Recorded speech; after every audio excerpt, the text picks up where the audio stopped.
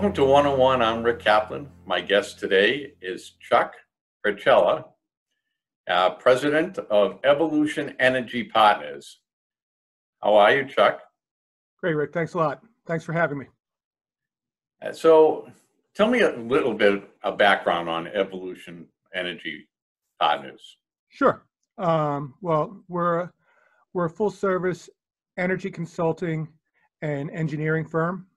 We originally started as a division of a Fortune 500 company, UGI Utilities, based out of King of Prussia. I started it for them approximately 10 years ago, ran it for them, and then bought it from them a little over 5 years ago. Started out on commodity risk management, energy procurement, and shortly after purchasing the business, we started the engineering side of the organization. And we concentrate on helping commercial, industrial, and institutional clients reduce their energy spend efficiently, economically, and then manage that spend on an ongoing basis through strategic risk management and procurement. So you're well versed in energy. Yeah, I am a one-trick pony. I know the energy business, and other than that, I don't know what else I do. Well, so you have to know where the energy market is today. I mean, where we stand right now.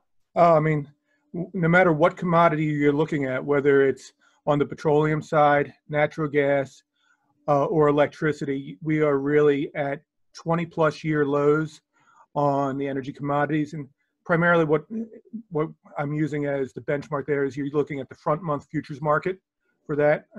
It's the back outer months, obviously, in the forward years have followed it down, but the significant depression is in the front month in near term due to both coming out of one of the warmest winters in history and the obvious impact of coronavirus COVID-19.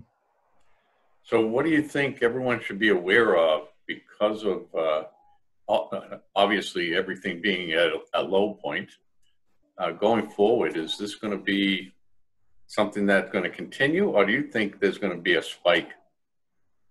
Well, I think it's obviously going to be, you have two drivers. You have the demand side and you have the supply side. The producers cannot produce at current price levels. So you have already seen significant reduction in rig counts and in production, and that will then be reflected in production volumes coming out of the ground. So that should, just from basic economics, give you a certain level of a floor on pricing as they reduce the amount of output. And then, knock on wood, hopefully as we slowly come out of the impact of coronavirus and find whatever our new normal is, you'll see an increase in industrial and commercial activity, which will increase demand. So, I think having hit the perfect storm of coronavirus and historically warm winter, I do think you'll start to see a slow uptick in energy prices. We are recommending, from a hedging standpoint, that our clients do use this as a perfect opportunity to lock in long-term energy prices or to potentially renegotiate existing contracts to lower their current pricing. Oh, so you think there's some kind of investment opportunity coming up? Oh, yeah. I think right now, if you can lock in your long-term as long as you know that you're going to be here for the long term and you're going to survive this current situation, you should be using this as an opportunity to lock in those longer term. So that would be great for real estate owners right now. Absolutely. Right now, what the impact and where we're getting inquiries in the real estate space is on that side of it, but also on our engineering side. They are looking for ways to, just reduce consumption because they're looking to, reduce the operating expenses immediately. So if you can pull the savings forward by doing those blend and extend contracts on the supply side, but then reduce your consumption on a permanent basis through energy efficiency initiatives, that's a huge opportunity People want to preserve capital in this difficult time, so they're also using one of a variety of different financing options that we provide, so that they can preserve their capital but reduce that operating expense all at once. Yeah, I got a feeling that when things do turn, there's going to be a different way of how corporations are going to conduct business, because I think, seeing how people working at home has worked out better than a lot of companies even anticipated, as well as the traffic situation out there. And if it could stay like this, I'll be happy. But I know that's not going to happen. But it's going to cut it back somewhat if people aren't going into the office on a regular basis.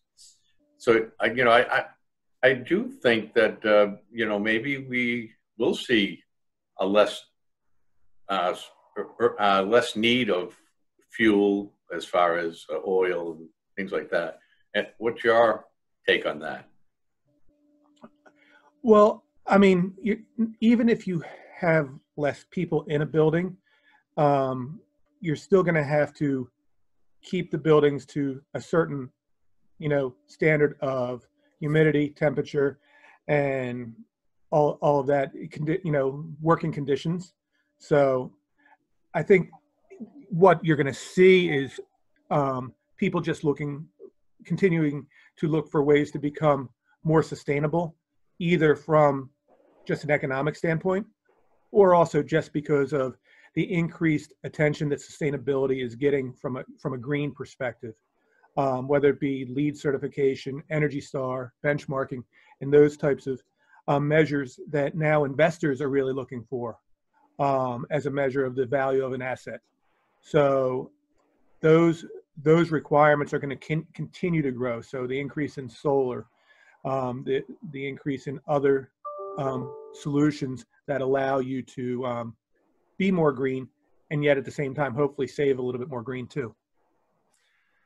Well, I think this might help that effort now that we're seeing, the pollution has dropped. Absolutely. From all of this. So I can't see why they wouldn't put more effort into pushing electric vehicles out there, as well as any other type of energy conservation type of effort. And a perfect person to advise him on that would be Chuck, correct? Well, we have many people in our firm that are very educated and experienced in this business. And, I've been in the energy business 30 plus years. Our VP of engineering has been in it 25 plus years, and our VP of sales and our VP of procurement both have, years, if not decades of experience in this industry. So we have a good team that hopefully can provide solutions that both help clients from an economic standpoint, but also help clients contribute to increased sustainability and the betterment of the environment. Well, before I let you go, I just want to, where are you located? You cover the whole United States or the whole world? We have offices in the Mid-Atlantic, New England, and Midwest. We do cover the U.S., and we actually have partnerships with a group in Canada and a group in Europe, so we can cover national and international clients and allow our clients to develop a more comprehensive solution across their whole portfolio, whether that's all domestic or includes international assets as well. Oh, perfect. You cover everywhere, pretty much. We try. We try to be a resource. I want to thank you, Chuck. It's been a pleasure speaking with you. It's Chuck Hurchalla, President of Evolution Energy Partners. Have a great day. What was that? Thank you very much. Appreciate your time. Oh, thank you. Have a pleasant day. You too. Bye-bye.